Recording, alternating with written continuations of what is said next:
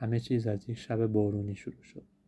دختر 10 ساله‌ای به نام مهسا توی اتاقش خوابیده بود. خونه ساکت بود. فقط صدای بارون و گاهی رعد و برق شنیده میشد. ساعت حدود 2 نصف شب بود که با یک صدای خیلی آروم از خواب بیدار شد.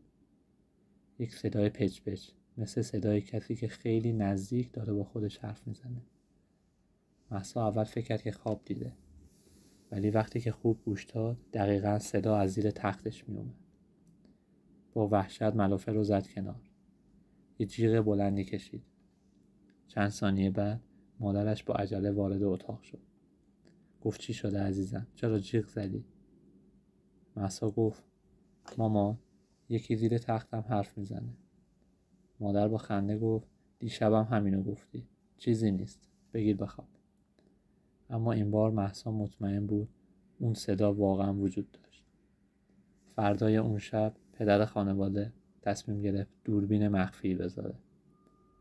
صبح که فیلم رو چک کردن چیزی دیدن که هیچ وقت فراموش نمی‌کنن.